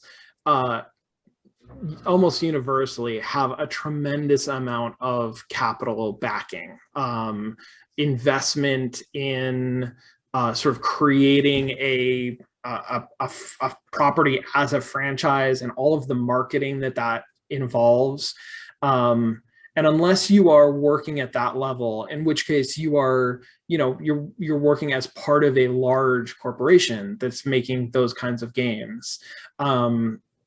You really, it is much better to design games around sort of singular experiences, or not singular, but like complete, like Marcy says, that those experiences should be complete for the player, so that the player has a great time and really loves your game. And that actually is the thing that is going to make it the most likely that you will be able to do another game as a sequel or expand that out as a franchise. Yeah. I'm going to kind of combine two questions. So we've got, and then I think maybe we can do one more after that. I don't want to keep anyone too late. So you decide, how do you decide what doesn't make it past the cutting room floor in the final release? And we have, when designing a game, do you have in mind the platform you release it on first? And could that help you down the line when you start porting to other platforms? So I would say for first, in terms of like, what do you cut? That's always a heartbreaking decision. And at the end of the day, what you cut everything that isn't in service to the player. At the end of the day, what you want and what the player wants, the player wins. Like, so if you've got this really cool level, but you know, you just like, it is more important to fix the bugs. It is more important to, you know, make the UI, make everything clearer, like, you know, to fix the issues on the player's end, as opposed to trying to get your cool new feature in or your cool, like, you know, extra cutscene. All of that gets cut before you cut the user experience for the player. At the end of the day, when we talk to our students about, okay, you know, the end of the semester's here, it's hard, because then, like, as a designer, it's heartbreaking. And then in terms of which again is sort of all based around playtesting, right? Is all about sort of, you should have people play your game while it's in development, because that will tell you a tremendous amount about what really works and what doesn't work, and what things, you know, should be cut in service of the game experience. And then in terms of platforms, it's really dependent. If you're, you know, developing for PC, like in terms of like the actual development for consoles, they all have their own requirements. They're all with different levels of difficulty. It is obviously, a lot of people develop for PC first and then go to consoles. But if you aren't taking that into consideration from the start, you're going to be in trouble, especially with like a very difficult console like the Switch. And the same thing, switching over from like a PC game to mobile, those controllers make a real big difference. And so I think we've all played bad mobile ports of a beloved PC game. And so like it's all something to really consider. But I mean, just as a personal experience, so going back to the two games that we talked about today, Cosmonette, we sort of designed around wanting to have a mobile port of it, and designing them sort of at the same time, and making some investment into how we developed that game so that we could easily port it to mobile. And it worked out pretty well. And then when we developed from Ivan, we sort of thought the same thing and did the same thing, and got 2/3 of the way through that development process and realized that the way that we had developed the UI to make it sort of feel right on a computer wasn't going to work on a phone. And we had to decide, do we go back to the drawing board? Do we continue to make this sort of good for the primary platform? And that means that, you know, in order to port it to a phone, we would have to do like a real port. We would have to really do some revisioning, redesigning of core interface systems to make that happen, which we have still not had a chance to do. You know, that is, developing for multiple platforms is expensive, and you can reduce that cost by making some investments in how you do the development, but it doesn't always work out. And if if you come to a point where you have to scope down because of your time and your budget, that is something that might end up getting cut. Speaking of scoping down in time and budget, I think we're at time. Yeah. Well, I think there's only a few questions left, so I think it would be great if we have time to answer those. We do. I just wanted to make sure that we weren't. Okay, so I think we have a few questions left. Okay, so we have two very similar questions again. So this is a question of, when developing character interactions with non-player characters, Do you prefer to make the interactions similar to Batman and Robin, straight to the point without much else, or Nathan Drake and Sully, filled with sarcastic remarks, jokes, and how do you just decide this? And then Nicola also asked, would you rather a game that is linear with a similar atmosphere for each level, i.e. Metro 2033, which overall has a darker atmosphere and scenery, or open world games like GTA, which have different atmosphere depending on where you are, or have a mix of both? And I mean, my thing is what is ever what it really depends on what the story you make. I would never make a value call between any of those games. Like our own personal preferences aside, like what Sean and I both like to make, especially if they had like the budget to do like a AA or AAA game, it's really in service of, like, again, like the message or the meaning you want to tell. Like if you want to tell a romping adventure with a charismatic guy, then yeah, you're going to have him be sarcastic and jokey with his like non-player character. You're going to want him to seem funny and cool. And then you're going to want him to like essentially go from locale to cal, like have the action constantly going forward. Open world slows action down. So the Uncharted series being like, scene, like giant movie scene to giant movie scene makes much more sense in a linear story. Like Uncharted works well because Nathan Drake is charming, and because like the action is always like, perfectly situated in those levels. You don't wander and be like, oh, I guess I'll go collect 6 chickens. Like Nathan Drake doesn't go collect 6 chickens. He's always in the moment and in the action, as opposed to other games that want you to feel immersed in the world and really like sink into it, might have an open world. There's no value judgment there. It's really dependent on the feeling and the emotions you want to convey in your game. Yeah, I agree 100% with Marcy. It really depends on what kind of game it is that you want to make and what you want to say with it. As a player, I tend to like games that have a lot of character in their characters, where the characters have a lot of personality. I find that really attractive. I think I like games that have a lot of variety in the storytelling, and oftentimes that comes from different environments that you are going through, and different kinds of levels that feel different. But that says something in the mechanics and experience of the game, and sort of speaks to a very specific type of story. And there are all kinds of stories out there that use different techniques to tell them. I think one of the things, there's a contrast, especially when you're designing, because there's games you love and there's the game you want to make. And sometimes you try to make the game you want to make just like the games you love.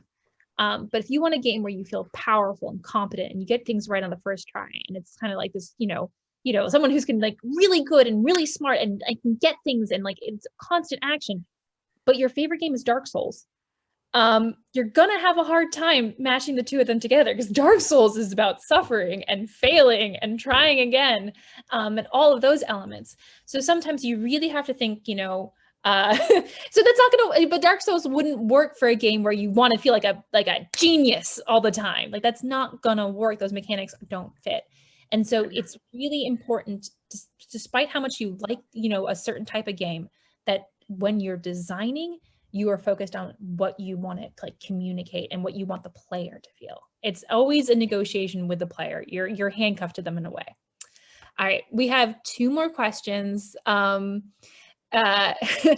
Any advice on how to get motivation back, and any advice on how to make a better portfolio for a 3D artist? So player motivation back, or just like emotional motivation back as a designer? I read it as the second one.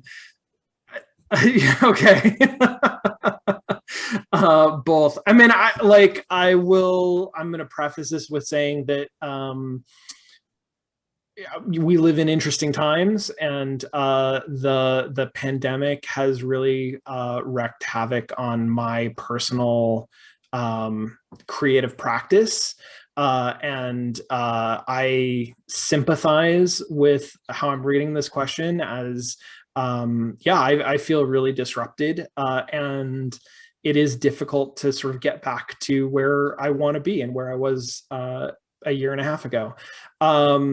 I think that there's two parts to this, and one is a recognition that you are not just a creative engine, you are a human being, and your physical body and your emotional self have needs that are going to determine a lot about like what you can practically do, what you can accomplish. And you have to take care of yourself. And that can mean taking time off or dedicating yourself to a hobby or an activity that is not creative for a time in order to rest your creative muscles and get some inspiration. And that can be really helpful. And at the same time, you know, it is a practice. It is something that, you know, strengthens as you do it. And so recognize in yourself when it is time for you to get back to work. It might come slowly. Like if you're out of practice, then you're going to have to sort of start slow and be persistent and build back up. I think is quite frankly where I am right now, as I'm sort of trying to figure out how to give myself space and time to rest and build back to, you know, where I really want to be as a creator. I'll talk about it in the game sense because Sean hit on a lot of like my personal feelings. But in a game, in terms of motivation, I'm not quite sure, like, you know, like motivation for a player to keep playing. I think like I'm going to say something perhaps a bit shocking and be like, look at mobile games. Mobile games are constantly, especially like when they're an evergreen gameplay, they're constantly coming out with new events, new challenges, new modes, new things to try. Getting a player motivated back into a game. I think there's an amazing thread, and maybe we can have this sent to you guys, where a bunch of game designers on Twitter showed ways that they essentially let the player, where the game not cheated, but gave the player a bit extra, more than what they understood. Like there was something different going under the hood. Like your last shot always does a little bit more damage when you run out of ammo, or you know, certain scenes, like, you know, your life lasts like that. The health bar is not just a one-to-one thing, but those last little bits, you know, last a little bit longer. There are ways to kind of like not lie to the player. Don't lie to your player, but there's ways to make those moments and the gameplay of a thing feel juicier, feel more real, feel they say people are very bad at judging statistics, and so there are ways to kind of like make something that isn't like quote unquote accurate, but feels accurate. And so I think like when players lose motivation or they're getting frustrated in the game, you need to look at those frustration points and kind of like find ways to finesse them. So that's my game design advice, but like life advice, Sean, I think covered it. And in terms of the last question, anyways, on how to make a better 3D portfolio as an artist, without looking at the portfolio, it's going to be a little tricky. But when we look at portfolios, and the advice I give to anybody, and this is not just 3D artists, is you want an accessible website, you want a clear website, and like, you know, don't be afraid to label your work. Like, lots of places will understand that you are students and you're developing. Like, go ahead and be like, this is, you know, you can add a little explanation to each work. Specifically artist sites, I think there's a few standardized ones. Because I'm not art, even though I have an art background, I do teach design now. So the best advice I can give would be to look at your favorite artists' websites, because they're gonna have like if there's anyone you would admire, look at how they've set theirs one up, and then also gear your portfolio if you're in the currently like applying or looking for jobs. Make sure your portfolio is geared towards the job you want. So it's okay to restack things. It's okay to like honestly have two different websites that are for two different types of jobs. Like gear it towards like very specifically what you're going after, and look at other people's work would be my biggest advice for that. Thank you, Sean. And thank you, Marty. Really appreciate your time. We hope to stay in touch. Yes, and as you know, if some games get developed after this class, that would be exciting, and we're looking forward to it. Very much. Yeah, well, so all the best. Have a great day.